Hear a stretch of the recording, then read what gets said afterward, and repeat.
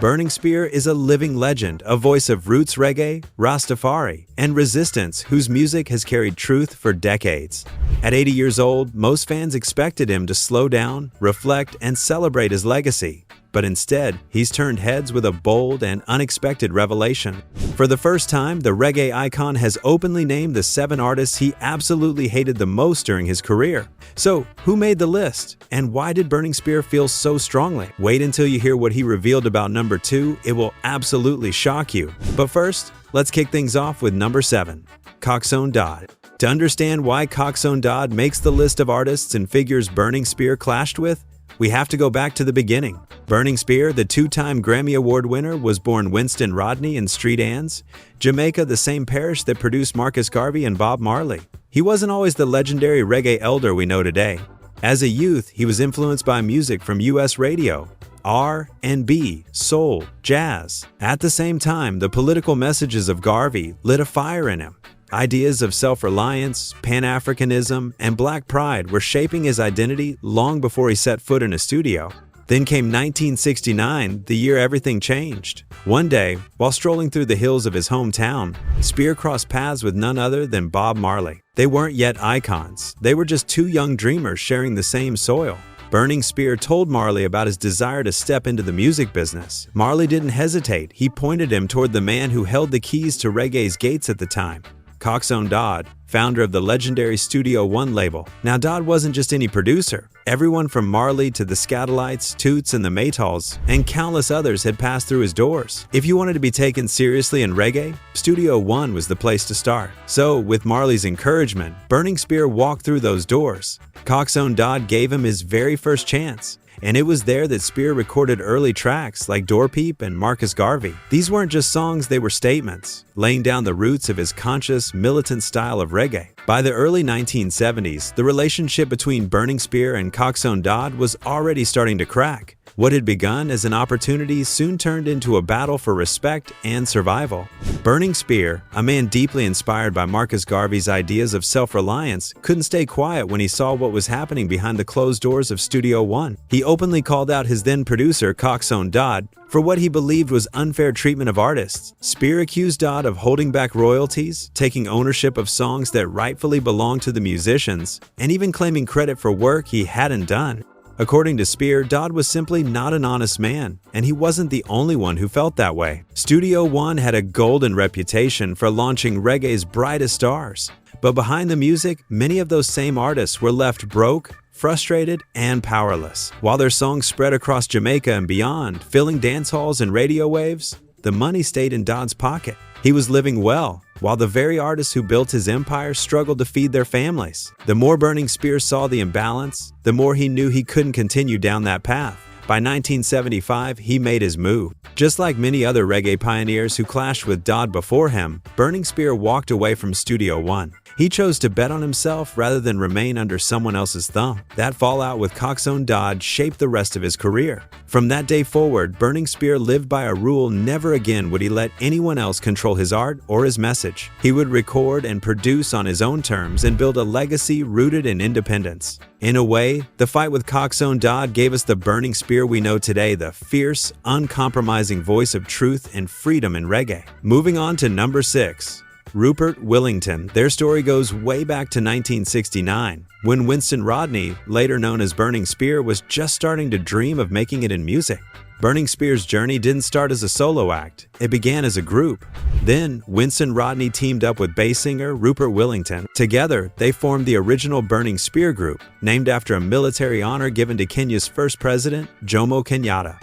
Their partnership was solid in the early days. The two auditioned for Coxsone Dodd's Studio One and released their very first single, Door Peep. That song marked the birth of Burning Spear's career. For a while, Rupert and Rodney worked well together, laying the foundation for a powerful sound rooted in spirituality and history. But as time went on, cracks started to appear. Willington's vision wasn't always aligned with Rodney's uncompromising direction. Burning Spear was militant about Garvey's teachings and about using reggae as a tool for liberation, while Willington leaned more toward the traditional harmony style of the time. As success came, so did tension. By the mid-1970s, after the release of powerful singles like Marcus Garvey and Slavery Days, the group began to struggle with leadership and control. Rupert Willington and Rodney clashed often over creative decisions. For Spear, it became clear he couldn't move forward freely with Rupert holding on to a different vision. By 1976, the partnership had collapsed. Willington and Rodney went separate ways. Number 5. Delroy Hines. Not long after Rodney and Rupert Willington started, Delroy Hines joined them as the third member of Burning Spear. His tenor voice added another layer to the group's harmonies, giving them a fuller, richer sound. Together, the trio was unstoppable in the early 1970s, recording under Coxsone Dodd before linking with Jack Ruby. With Marcus Garvey and Slavery Days, the trio reached worldwide recognition. Their Marcus Garvey album, released in 1975, was so powerful it caught the attention of Island Records. Suddenly, Burning Spear wasn't just a local act, they were international. But fame has a way of tearing groups apart. Delroy Hines clashed with Rodney over the same issues that drove a wedge between Rupert and Rodney: artistic control. Spear was determined to keep the music raw, militant, and true to Garvey's teachings. Hines, on the other hand, didn't always share that same intensity. The breaking point came when Island Records remixed Marcus Garvey without permission. Fans hated the watered-down sound, and Burning Spear was livid. He felt betrayed not just by the label, but also by his own group members, who weren't as outspoken about protecting the purity of their music. By the end of 1976, it was all over. Delroy Hines left with Rupert Willington, and Winston Rodney became the sole face of Burning Spear. The split pushed Rodney to form his own label, Burning Music, and self-produce albums like Dry and Heavy, ensuring that no one could ever tamper with his message again. Number 4. Leroy Horsemouth Wallace. Now this one shocked a lot of people. Leroy Horsemouth Wallace was one of Jamaica's most respected drummers, and a man who had been part of the Studio One family for years. Born on August 22, 1950, Horsemouth worked with a long list of reggae greats: The Gladiators, Inner Circle, Prince Far I, Gregory Isaacs, Ijamin Levi, and many more. He was known for his skill, his discipline, and his fierce personality. But among all those collaborations, his bond with Burning Spear seemed special. Even after Spear walked away from Coxsone Dodd and the Studio One system, Horsemouth remained in his corner. They were tight, brothers in the music. Nobody could have predicted that this friendship would end in one of the ugliest fallouts of Spear's career. By 1979, Burning Spear was no longer just a local prophet of reggae, he was an international act, touring the world with his band, the Black Disciples. His stage presence was larger than life, spiritual, commanding, almost otherworldly. Fans loved it. But behind the scenes, not everyone saw it the same way. During a US tour that year, things finally boiled over. At a rehearsal, Horsemouth confronted Winston Rodney, accusing him of arrogance and being too spiritual on stage in a way that disrupted the band's flow. What began as words turned into shouting and then into a full-blown confrontation. And then came the moment nobody forgot: Burning Spear, in a fit of anger, allegedly destroyed Horsemouth's brand new boots. For Horsemouth, it wasn't just about the boots, it was about respect. He felt insulted, unappreciated, and pushed past his breaking point. From there, the accusations started flying. Horsemouth publicly criticized Burning Spear, calling him self-centered and ungrateful. He claimed that he had made huge sacrifices to support Spear, yet Rodney never showed the same loyalty in return. One story Horsemouth shared still echoes among reggae fans. He said that during a tour, Burning Spear paid his backup singers only $150 each, while pocketing the rest of the money for himself. To Horsemouth, this was proof that Spear was putting himself above everyone else. He even went further, pointing to their time in New York, where he felt Spear's behavior became selfish and self-serving, more focused on his own image than the well-being of the musicians around him. By the end of that US tour, the damage was permanent. Both men vowed never to work together again. Even when legendary bassist Robbie Shakespeare asked Horsemouth to play one final show with Spear, Horsemouth refused. The bond was broken, and the drummer who had once stood so close to Spear became one of his loudest critics. If you thought the fallout with Horsemouth was messy, wait until you hear about Burning Spear's clash with number 3.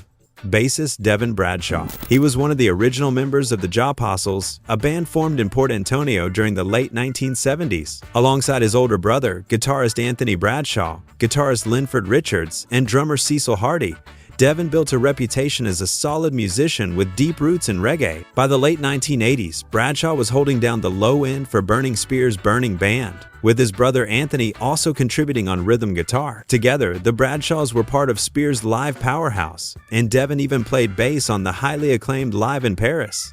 Zenith 88 album, a project many fans still regard as one of Spear's greatest live recordings. But as always in Spear's story, success came with conflict. By 1988, during a European tour, Spear grew increasingly dissatisfied with Bradshaw's style. For Spear, the bass line was the heartbeat of roots reggae. It had to be heavy, deep, and militant, the aggravated rumble that gave Burning Spear's sound its spiritual weight. But Bradshaw, in Spear's eyes, was drifting away from that formula. His playing had become too melodic, too influenced by the rising dancehall trends.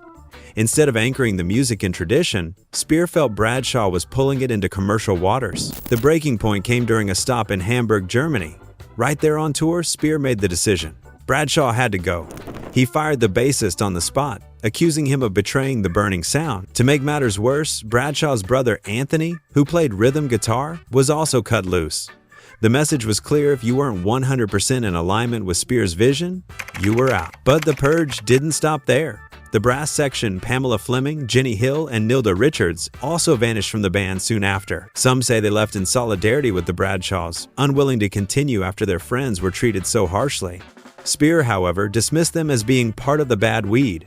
For him, roots reggae was sacred, and anyone who veered from that path was better off gone. Firing band members was explosive, but wait until you hear about the courtroom war that erupted with the man at number 2. Ernie B. While many of Burning Spear's conflicts happened on stage or in the studio, the battle with Ernie B took things straight to the courts. Ernie Boetius, better known as Ernie B, was the founder of Ernie B's Reggae Distribution, one of the biggest distributors and retailers of reggae music in the world. Based in the United States, his company was responsible for getting reggae albums into stores and onto fans' shelves for decades.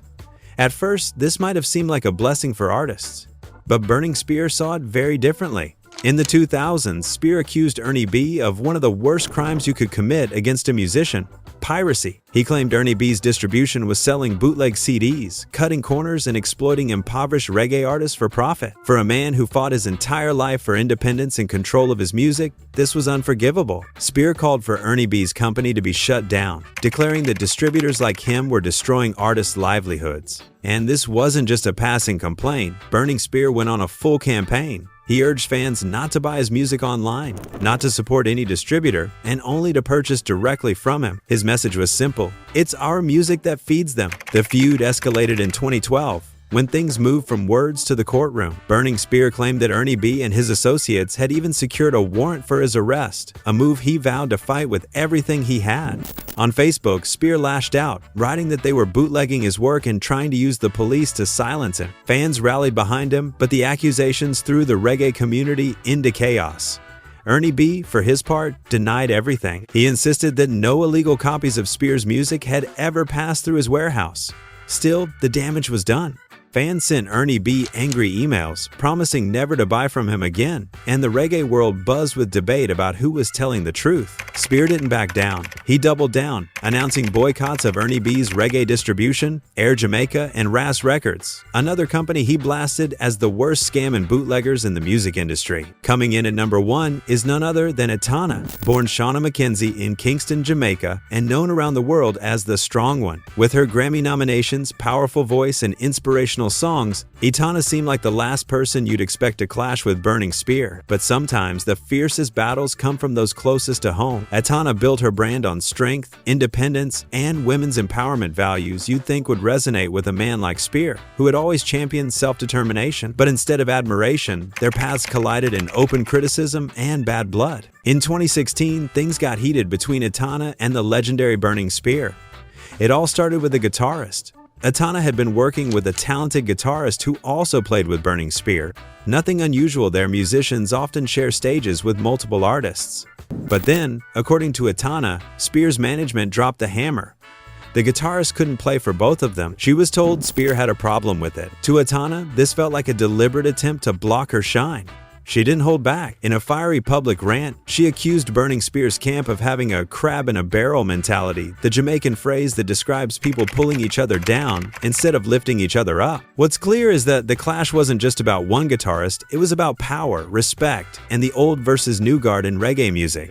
Etana felt Spears' camp tried to stifle her progress, while Spears' team likely saw it as loyalty and professionalism.